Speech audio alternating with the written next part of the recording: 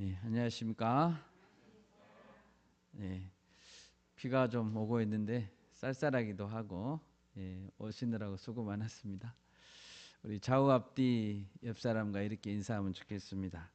예수님만이 구원자 되십니다. 믿으시죠?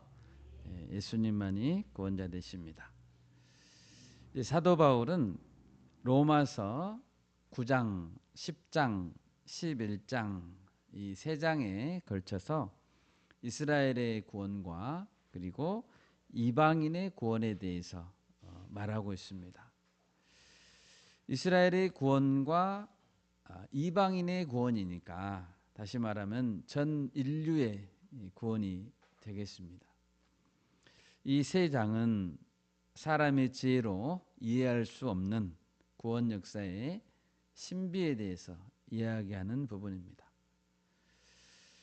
구약 창세기부터 시작된 인류 전체의 역사가 결국 하나님의 이러한 신비로운 주권적인 섭리의 틀 안에서 흘러간다는 것을 보여주고 있기 때문에 이 세 장은 매우 중요한 부분이 됩니다. 사도 바울은 하나님이 주신 계시로 인해서 인류 전체의 역사를 지금 꿰뚫고 있는 것입니다. 바울은 10장 1절에서 말했습니다. 형제들아, 내 마음에 원하는 바와 하나님께 구하는 바는 이스라엘을 위함이니 곧 그들로 구원을 받게 함이라. 바울은 어찌하든지 이스라엘이 구원에 이르기를 원했습니다. 그 말은 바울이 볼 때 이스라엘은 구원에서 멀어지고 있었다라는 뜻이죠. 앞장인 9장 3절에서도 바울은 안타까운 마음으로 말했었습니다. 9장 3절에서 나는 동족 이스라엘이 구원을 받기를 원하는데 나의 형제 곧 골육의 친척을 위하여 내 자신이 저주를 받아 그리스도에게서 끊어질지라도 원하는 바로라 라고 했습니다. 그런데 바울 당시 이스라엘은 의로움에 이르지를 못했습니다. 9장 31절에서 바울은 말하고 있습니다. 의의 법을 따라간 이스라엘은 율법에 이르지 못하였으니 의의 율법을 추구했지만 율법을 추구한 거죠. 그 율법에 도달하지 못했으므로 의에 이르지 못했다라고 말하고 있습니다. 여러분, 이스라엘 백성들에게는 어떤 판단 착오가 있었을까요? 이스라엘 백성들에게. 그들은 무엇을 오해했을까요? 오늘 본문에서는 이스라엘 백성들이 가졌던 잘못된 판단에 대해서 이야기하고 있습니다. 이스라엘의 잘못을 이야기하는 것은 단지 한 민족의 연약함과 아픔을 이야기하려는 것만은 아닙니다. 그것은 우리 각 개인에게도 동일하게 적용되어야 합니다. 이 시간 우리가 이스라엘의 잘못된 판단을 보면서 우리 믿음을 점검하는 시간이 되시기를 바랍니다.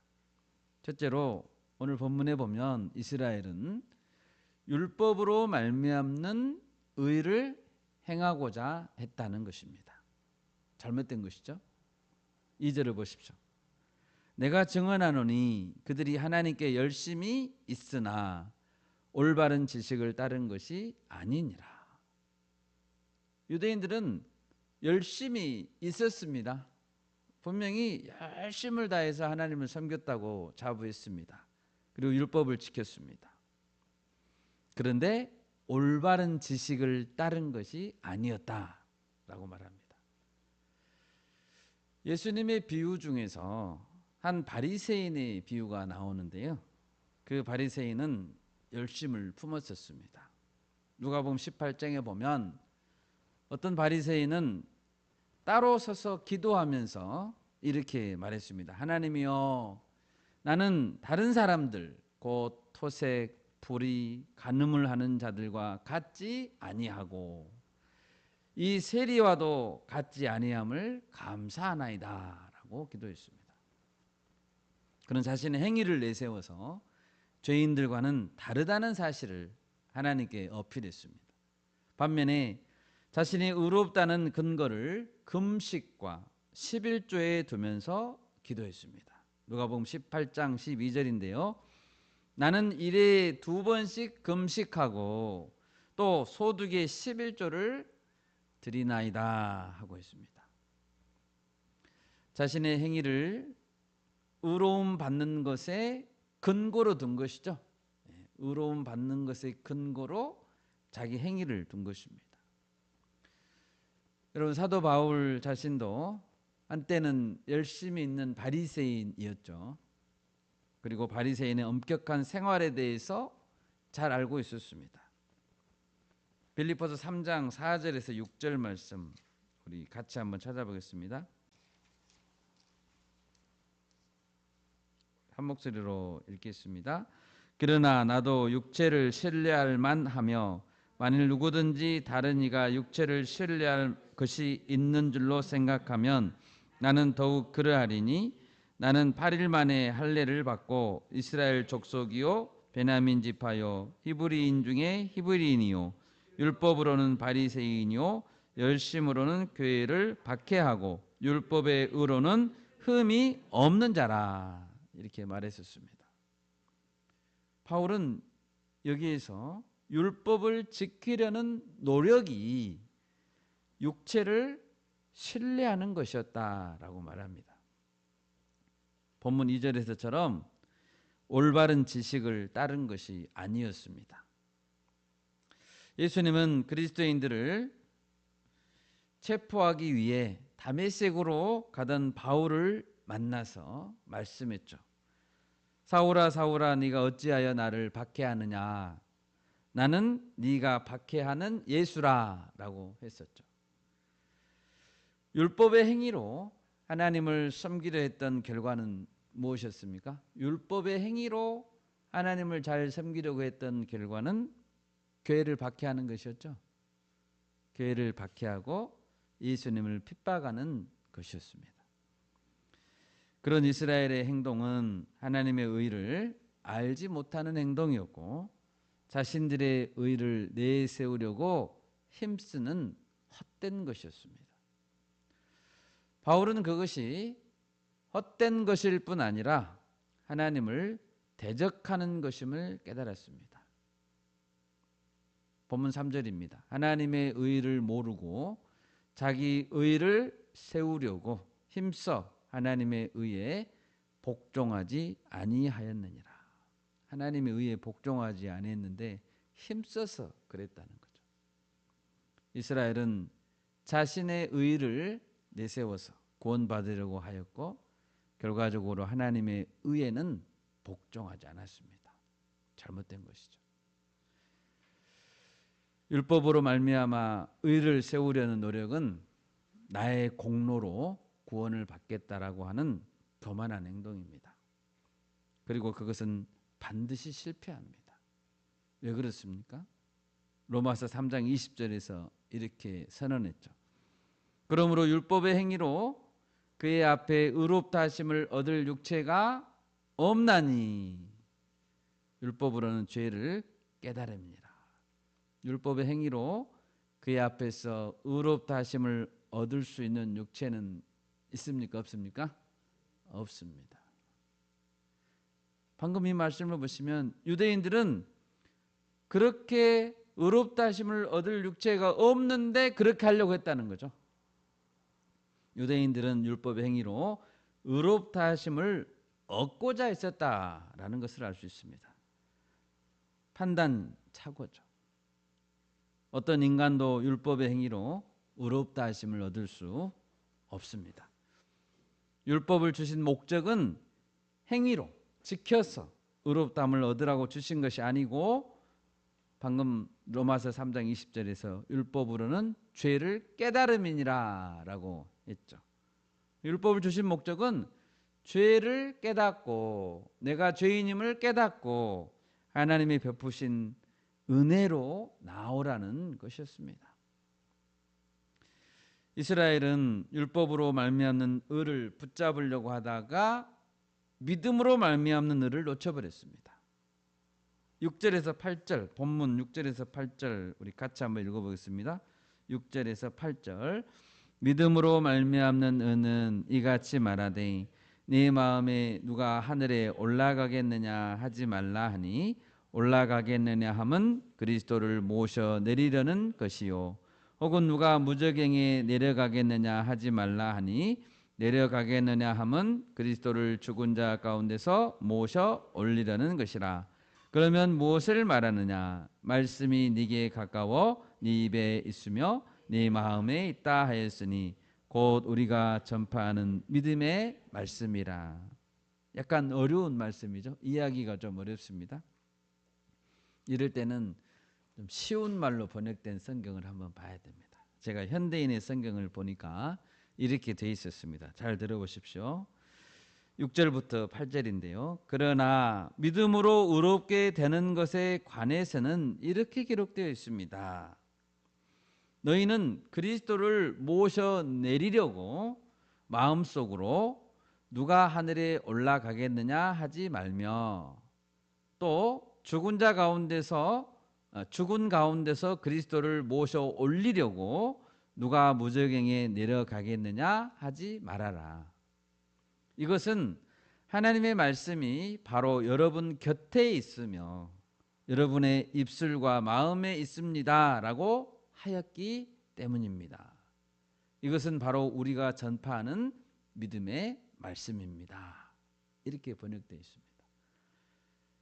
다시 말해서 우리는 하나님의 말씀을 듣기 위해서 그리스도를 모시고 내려올 필요도 없고 하늘에 계신 그리스도를 모시고 내려올 필요도 없고 또는 저 밑에 죽은 가운데서 그리스도를 모셔 올릴 필요도 없습니다. 왜요? 하나님의 말씀이 이미 아주 가까이 있기 때문이라는 거죠. 이 말씀은 신명기에서 주신 말씀을 바울이 여기다가 인용한 겁니다. 찾아보겠습니다. 신명기 30장 11절에서 14절입니다. 내가 오늘 네게 명령한 이 명령은 네게 어려운 것도 아니요 먼 것도 아니라 하늘에 있는 것이 아니니 네가 이르기를 누가 우리를 위하여 하늘에 올라가 그의 명령을 우리에게로 가지고 와서 우리에게 들려 행하게 하랴 할 것이 아니요 이것이 바다 밖에 있는 것이 아니니 네가 이르기를 누가 우리를 위하여 바다를 건너가서 그의 명령을 우리에게로 가지고 와서 우리에게 들려 행하게 하랴 할 것도 아니라 오직 그 말씀이 네게 매우 가까워서 네 입에 있으며 네 마음에 있은즉 네가 이를 행할 수 있느니라. 아멘. 말씀이 매우 가깝게 있다. 믿음으로 말미암는 의에 관한 말씀은 이처럼 어떤 비밀스러운 말씀이 아니라는 것입니다. 늘 가까이에 있고 또 이해하기 쉬운 말씀입니다. 그런데 이스라엘은 놓치고 말았다는 거죠. 그러면 바울이 전파하는 바 믿음으로 말미암는 의의 핵심 내용은 무엇입니까? 9절과 10절, 본문 9절과 10절입니다. 9절과 10절 같이 읽겠습니다. 네가 만일 네 입으로 예수를 주로 시인하며 또 하나님께서 그를 죽은 자 가운데서 살리신 것을 네 마음에 믿으면 구원을 받으리라. 사람이 마음으로 믿어 의에 이르고 입으로 시인하여 구원에 이르느니라. 아멘. 이것이 믿음으로 말미암는 의의 핵심입니다. 바울은 분명히 어떻게 하면 구원에 이르느니라 라고 지금 10절에서 구원에 이르느니라 라고 했죠. 어떻게 하면 구원에 이르게 되는가, 이것을 지금 설명하고 있습니다. 이 말씀을 보시면 구원에 이르는 길에 율법 또는 행위라는 단어는 나오지 않죠. 그 대신에 입으로 시인하고 마음으로 믿는 것에 대해서 나옵니다. 이것이 복음입니다. 이것 외에 다른 것을 주장하면 사도 바울은 저주를 받을 것이다 라고 말했습니다. 오늘 본문에서 두 번째로 이스라엘이 판단착오를 이룬 것은 무엇입니까? 이스라엘은 예수 그리스도를 놓치고 말았습니다. 믿음으로 말미암는 의에 대해서 방금 우리가 읽었는데요. 무엇을 시인하고 무엇을 믿어야 합니까? 예수를 주로 시인하며 또 하나님께서 그를 죽은 자 가운데서 살리신 것을 마음에 믿어야 합니다 라고 했습니다. 여러분께 제가 묻습니다. 여러분 예수님을 주님으로 시인하십니까? 아멘. 예. 하나님께서 예수님을 죽은 자 가운데서 살리신 것을 마음에 믿습니까? 아멘. 우리는 이처럼 아멘 하고 쉽게 고백했지만, 그런데 단지 입으로 시인한다는 것조차 초대교회 당시에는 쉽지 않았다는 거죠. 이 로마서에 지금 입으로 시인하는 것 말하고 있는데, 그 당시에는 입으로 시인하는 것이 어려웠다는 거예요. 플린이라는 사람이 있었다고 합니다. 플린이라는 사람은 로마 제국 시대에 서기 111년부터, 그러니까 아주 초창기죠. 서기 111년이니까 111년부터 113년까지 소아시아 지방의 총독이었다고 합니다. 이 플리니는 당시 로마 제국의 황제였던 트라이안 황제에게 여러 번 편지를 썼다고 합니다. 그런데 그것이 역사적으로 실제로 남아있다고 합니다. 그 내용에 보면, 플리니의 편지죠. 그 내용에 보면 그리스도인들에게 황제의 동상 앞에 분향하고, 황제의 동상 앞에 분향하고 그리스도를 입으로 저주하게 해서 이것을 거부하면 처형했다라는 기록이 있다고 합니다. 그러니까 예수를 주로 시인하면 어떻게 됩니까? 그 당시에는 처형당하는 거예요. 어려운 것입니다. 17세기에 일본에 기독교가 전파될 때에, 그 시대는 이제 에도 막부 시대죠. 에도 시대인데요. 그 에도 막부는 후미에라는 도구를 사용해서 그리스도인들을 가려냈다고 합니다. 후미에라는 뜻은 일본어로 밟는 그림, 발로 밟는 그림이라는 뜻인데요. 예수의 상이 그려진 동판이나 목판을 땅바닥에 놓고 밟고 지나가게 했습니다. 밟지 못하면 기독교인으로 간주해서 고문하고 죽였다고 합니다. 예수를 주로 시인하는 것은 어렵습니다. 우리나라도 마찬가지입니다. 수많은 순교자들이 예수님을 주님으로 고백하며 순교를 당했습니다.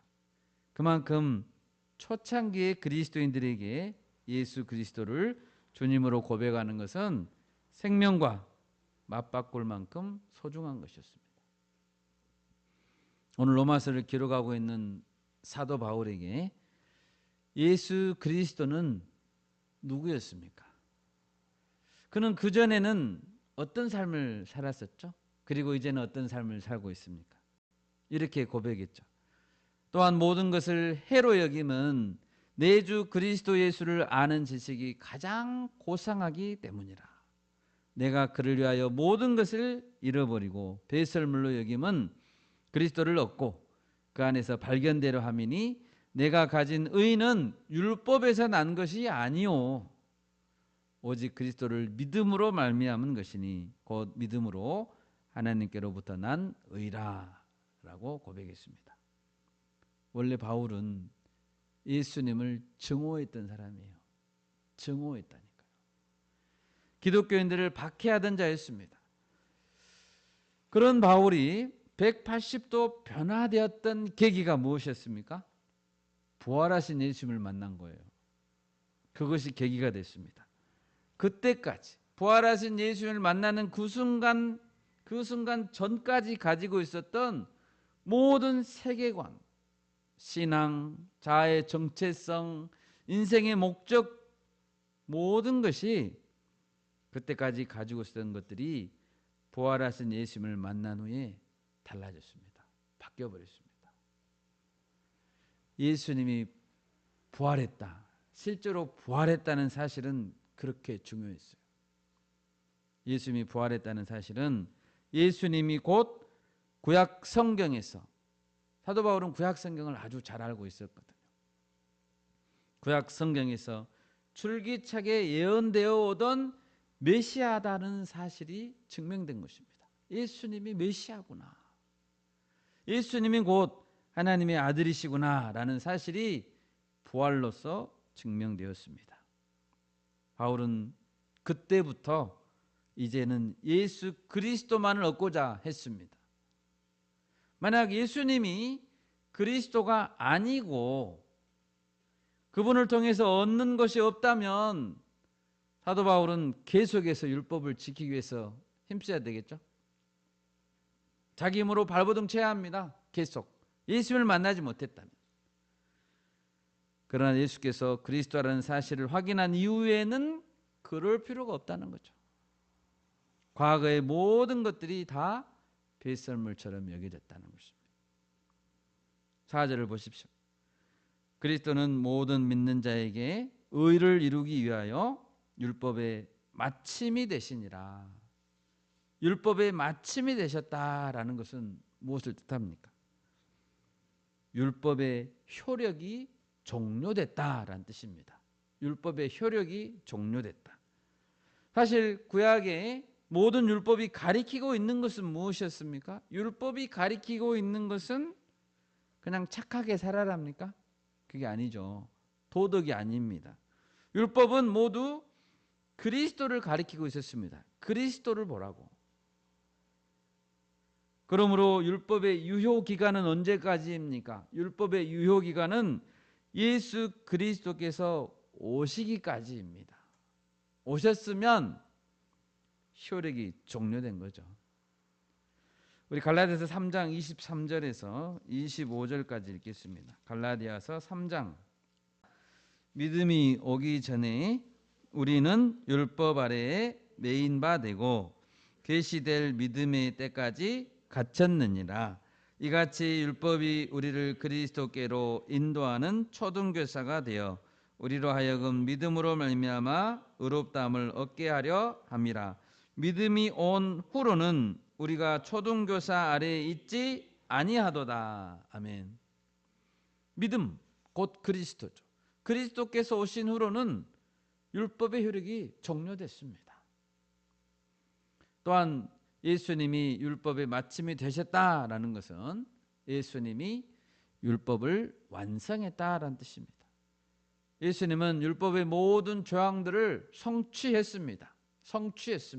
율법이 가리키고 있는 것을 다 이루었습니다. 그리고 그것을 또한 더 넘어섰습니다. 특히 예수님은 율법의 요구를 만족시켰습니다. 율법이 요구한 것은 무엇인가요? 죄의 대가는 사망이라는 것이죠. 예수님은 그 사망을 자신이 친히 담당하심으로 율법의 요구를 충족시켰습니다. 그래서 율법의 마침이 된 것입니다. 골수 바리새인이었던 사도 바울이 깨달았던 것처럼 이스라엘 전체는 예수 그리스도를 깨달았어야 합니다. 이스라엘은 예수님에 대해서 깨달았어야 한다고요. 그런데 그들은 예수 그리스도를 놓쳤고 십자가에 죽였고 지금까지도 오늘날까지도 이스라엘의 대부분은 예수님을 그리스도로 인정하지 않고 있습니다. 그들이 놓친 것이죠. 마지막 세 번째로 이스라엘은 어떤 판단 착오를 했습니까? 이스라엘은 차별이 없는 하나님의 사랑을 간과했습니다. 11절에서 13절입니다. 우리 같이 한번 읽겠습니다. 10장 11절에서 13절입니다. 성경에 이르되 누구든지 그를 믿는 자는 부끄러움을 당하지 아니하리라 하니 유대인이나 헬라인이나 차별이 없음이라. 한 분이신 주께서 모든 사람의 주가 되사 그를 부르는 모든 사람에게 부여하시도다. 누구든지 주의 이름을 부르는 자는 구원을 받으리라. 아멘. 이 11절 말씀, 누구든지 그를 믿는 자는 부끄러움을 당하지 아니하리라. 성경에 이르되, 이 성경은 구약성경 이사야서 28장 16절을 인용한 말씀입니다.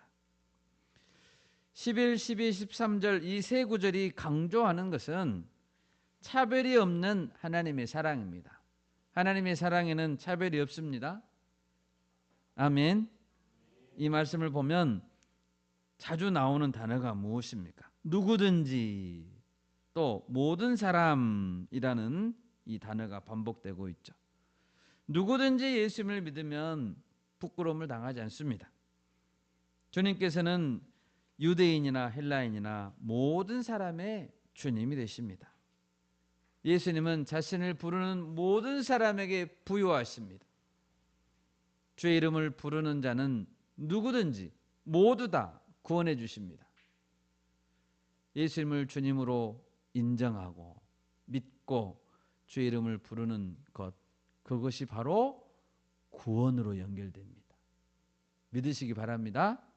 중간에 다른 단계는 없어요. 믿고 주의 이름을 부르는 것은 바로 구원으로 연결됩니다. 중간에 또 다른 인증 단계가 없습니다. 믿으시기 바랍니다. 믿음은 곧바로 구원으로 연결됩니다. 예수님은 요한복음 5장 24절에서 말씀했습니다. 찾아볼까요? 요한복음 5장 24절. 예수님의 말씀입니다. 같이 읽겠습니다. 내가 진실로 진실로 너희에게 이르노니 내 말을 듣고 또 나 보내신 이를 믿는 자는 영생을 얻었고 심판에 이르지 아니하나니 사망에서 생명으로 옮겼느니라. 아멘. 이 말씀에서 영생을 믿는 자는 얻었다라고 했죠. 얻을 것이다입니까? 얻었다. 심판에 이르지 않게 되고 사망에서 생명으로 옮겨졌다라고 했죠. 옮겨질 것이다입니까? 아니죠. 완료 시제로 기록되고 있습니다. 완료 시제. 신약성경에 기록된 원어는 헬라어죠. 헬라어에서 완료 시제의 용법은 과거에 일어난 동작이, 어떤 동작이 완료됐고, 과거에 끝났습니다. 동작이 완료됐고 그 완료된 상태가 현재까지도 지속되고 있음을 의미합니다. 그게 완료 시제.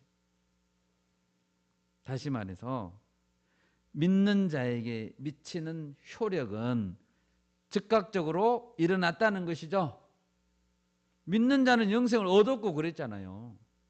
예수님의 말씀이시라니까요. 믿는 자에게 미치는 효력은 즉각적으로 나타났습니다. 앞으로 생명으로 옮겨질 것이다 라는 미래형이 아니고 믿는 순간 이미 사건은 객관적으로 옮겨지는 사건은 종결됐습니다. 완료됐다고요. 그리고 그 결과 생명의 상태가, 영생을 얻었다고 했으니까요, 생명의 상태가 지금까지도 완벽하게 유지되고 있다는 확신, 이것을 말씀하고 있습니다. 그 상태가 현재까지도 지속되고 계속 지속된다는 거죠. 누구든지 믿는 자가 생명으로 옮겨진 것은 객관적인 사실이라는 것을 예수님이 선언하고 있는 것입니다. 여러분, 이렇게 믿음이 중요한 것입니다. 주님은 믿는 자는 다 구원하십니다. 주님은 차별이 없으십니다. 사도행전 10장에 보면 베드로가 가이사랴라는 곳에 가서 백부장 고넬료의 집을 방문했습니다. 고넬료는 이방인이죠. 로마 백부장, 로마 장교입니다. 거기에서 베드로가 설교했습니다. 그때 성령이 고넬료의 집에 있는 설교를 듣는 모든 사람에게 내렸다고 기록이 되어 있습니다. 성령께서. 베드로는 고넬료의 집에서 하나님의 차별 없는 사랑에 놀랐습니다. 그리고 말합니다. 사도행전 10장 34, 35절 찾아볼까요? 사도행전 10장 34, 35절. 사도행전 10장 34, 35절 같이 읽습니다. 베드로가 입을 열어 말하되 내가 참으로 하나님은 사람의 외모를 보지 아니하시고 각 나라 중 하나님을 경외하며 의를 행하는 사람은 다 받으시는 줄 깨달았도다. 아멘. 하나님은 사람의 외모를 보지 않으시고 다 받으시는 줄 깨달았다. 실제로 구약 성경에도 모든 사람에게 차별 없이 임할 구원에 대해서 이미 예언했었습니다. 이 차별 없는 사랑은 신약 성경에서 나오는 사상이 아니에요. 구약 성경에서부터 이미 예언했었습니다. 예를 들면 요엘서 2장 32절에서 이렇게 말합니다. 누구든지 여호와의 이름을 부르는 자는 구원을 얻으리라. 아멘. 누구든지 여호와의 이름을 부르는 자는 구원 얻는다. 또 이사야서 49장 6절에서도 말합니다. 내가 또 너를 이방의 빛으로 삼아 나의 구원을 베풀어서 땅 끝까지 이르게 하리라. 하나님의 구원은 땅 끝까지 이른다는 것입니다. 구약 성경을 열심히 공부했던 이스라엘 사람들은 뭘 공부한 거예요, 그러면? 구약을 달달달달달 외웠는데 왜 이런 걸 놓치냐고요. 놓치고 선민 사상에 심취해 있었다는 거죠. 그들은 자신들이 보고 싶은 것만을 보고 차별 없이 구원하기 원하시는 하나님의 사랑을 놓쳐버린 것입니다. 이러한 것들이 이스라엘이 놓쳐버린 것입니다. 이제 말씀을 맺겠습니다. 이스라엘은 자기들의 행위를 의지하다가 믿음으로 말미암는 의를 놓쳐버렸습니다. 부활하신 예수 그리스도를 믿지 못하고 부활하신 예수를 믿었다면 사도 바울처럼 180도 달라져야 되겠죠. 부활하신 예수를 믿지 못하고 차별 없는 하나님의 사랑을 믿지 못했습니다. 이처럼 진리를 기초하지 않는 믿음은 결코 하나님을 기쁘시게 할 수 없습니다. 진리를 기초하지 않는 믿음.